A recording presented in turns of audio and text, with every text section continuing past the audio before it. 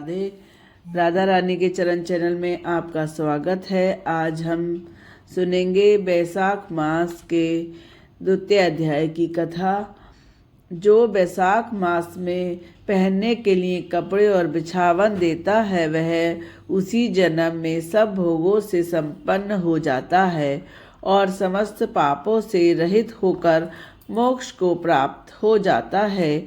जो तिनके की बनी हुई अन्य खजूर आदि के पत्तों की बनी हुई चटाई दान करता है उसकी उस चटाई पर साक्षात भगवान विष्णु जी शयन करते हैं। नारद जी कहते हैं, बैसाख मास में धूप से तपे और थके मांदे ब्राह्मणों को श्रम नाशक सुखद पलंग देकर मनुष्य कभी जन्म मृत्यु आदि के कलेशों से कष्ट नहीं पाता। जो बैसाख मास में पहनने के लिए कपड़े और बिछावन देता है वह उसी जन्म में सर्व सुखों को भोग लेता है। जो सोने के लिए चटाई और कंबल देता है वह उतने ही मात्र से मुक्त हो जाता है। निद्रा से दुख का नाश होता है, निद्रा से थकावट दूर होती है और वह निद्रा चटाई पर सोने वाले को सुखपूर्वक आ जाती है। धूप से कष्ट पाए श्रेष्ठ ब्राह्मणों को जो सूक्ष्मतर वस्त्र दान करता है वह पूर्ण आयु और परलोक में उत्तम गति को पाता है।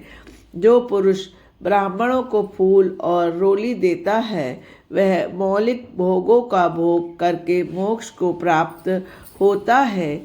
जो खस कुश और जल से वासिष्ठ चंदन देता है वह सब भोगों में देवताओं की सहायता पाता है तथा उसके पाप और दुख की हानि होकर परमानंद की प्राप्ति होती है। वैशाख के धर्म को जानने वाला जो मनुष्य गोरोचन और कस्तूरी का दान करता है वह तीनों तापों से मुक्त होकर परम शांति को प्राप्त होता है। जो विश्रामशाला बनाकर प्याऊ सहित ब्राह्मणों को दान करता है वह लोकों का अधिपति होता है। जो सड़क के किनारे बगीचा, पोखर, कुआं, मंडप आदि बनवाता है वह धर्मात्मा है। उसे पुत्रों की क्या आवश्यकता है। उत्तम शास्त्र का श्रवण, तीर्थ यात्रा, सत्संग, दान, जलदान, अन्नदान, पीपल का वृक्ष लगाना, पुत्र, इन सातों को विज्ञ पुरुष संतान मानता है। जो बैसाख मास में तापनाशक तर्क दान करता है वह इस पृथ्वी पर विद्वान और धनवान होता है। धूप के समय मट्टे के समान कोई दान नहीं होता है, इसलिए रास्ते के थके मादे ब्राह्मणों को मट्ठा दान करना चाहिए। जो बैसाख मास में धूप की शांति के लिए दही और खांड का दान देता है वह विष्णु प्रिय। बैसाख मास में जो स्वच्छ चावल को दान देता है वह पूर्ण आयु और संपूर्ण यज्ञों का फल प्राप्त कर लेता है।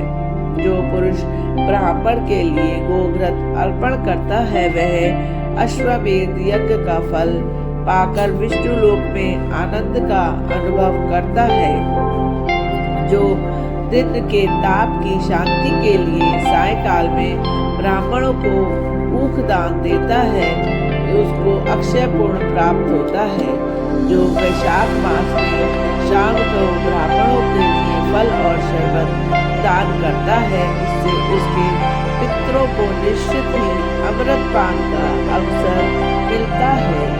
जो बैसाख के महीने में पके हुए आम के फल के साथ शरबत का दान करता है उसके सारे पाप निश्चित ही नष्ट हो जाते हैं। जो बैसाख की अमावस्या को पितरों के उद्देश्य से कस्तूरी, कपूर, बेला और खस की सुगंध से वासित शरबत से भरा हुआ घड़ा दान करता है वह 96 घड़े दान करने का पुण्य प्राप्त करता है। बैसाख में तेल लगाना, दिन में सोना, कांसे के पात्र में भोजन करना, खाट पर सोना, घर में नहाना, निषिद्ध पदार्थ खाना, दोबारा भोजन करना, रात में खाना, ये 8 बातें त्याग करता है। जो वैशाख में व्रत का पालन करने वाला पुरुष पत्ते में भोजन करता है, वह सब पापों से मुक्त होकर विष्णु लोक को जाता है। जो विष्णु भक्त पुरुष वैशाख मास में नदी स्नान करता है, वह 3 जन्मों के पाप से मुक्त हो जाता है। जो प्रातः काल सूर्योदय के समय किसी समुद्रगामिनी नदी में स्नान करता है, वह 7 जन्मों के पाप से तत्काल ही छूट जाता है। जो मनुष्य 7 गंगाओं में से एक किसी भी गंगा में उस काल में स्नान करता है, वह करोड़ों जन्मों में उपार्जित किए हुए पापों से निसंदेह मुक्त हो जाता है। जाह्नवी गंगा, बुद्धिगंगा, कालिंदी, सरस्वती, कावेरी, नर्मदा और वेणी, ये 7 गंगाएं कही गई हैं। वैशाख आने पर जो प्रातःकाल बावड़ियों में स्नान करता है, उसके महापातकों का नाश हो जाता है।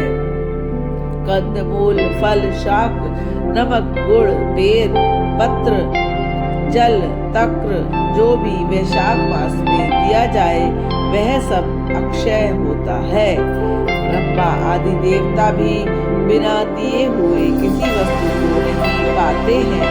जो दान से हीन है, वह निर्धन होता है। अतः सुख की इच्छा करने वाले स्त्री पुरुष किसी को भी वैशाख मास में अवश्य ही दान करना चाहिए। सूर्य देव के मेष राशि में स्थित होने पर भगवान विष्णु के उद्देश्य से अवश्य प्रातःकाल स्नान करके भगवान विष्णु की पूजा करनी चाहिए। कोई महारथी नामक एक राजा था, जो कामनाओं में असक्त रहता था और अजितेंद्रिय था। वह केवल वैशाख स्नान के सुयोग से स्वतः वैकुंठ धाम को चला गया था। वैशाख मास के देवता भगवान मधुसूदन हैं, अतएव वह सफल मास है। वैशाख मास में भगवान की प्रार्थना का मंत्र इस प्रकार है: मधुसूदन देवेश वैशाखे मेष गेव रवै प्रातः स्नानम करिष्यामि निर्विघ्नं कुरु माधवः। अतः हे मधुसूदन, हे देवेश्वर माधव, मैं मेघ राशि में सूर्य में स्थित होने पर वैशाख मास में प्रातः स्नान करूंगा। आप इसे निर्विघ्न पूर्ण कीजिए। तत्पश्चात सूर्य के मेष राशि पर स्थित रहते हुए वैशाख मास में प्रातः स्नान करने का नियम करना चाहिए और सूर्य को अर्घ्य देना चाहिए और प्रभु से कहना चाहिए कि मधुसूदन इसे ग्रहण कीजिए। इस प्रकार अर्घ्य समर्पण करके स्नान करना चाहिए। फिर वस्त्रों को पहनकर संध्या तर्पण आदि सब कार्यों को पूर्ण करके वैशाख मास में विकसित होने वाले पुष्पों से भगवान श्री विष्णु का पूजन करना चाहिए। इसके बाद वैशाख मास के महात्म को सूचित करने वाली भगवान विष्णु की कथा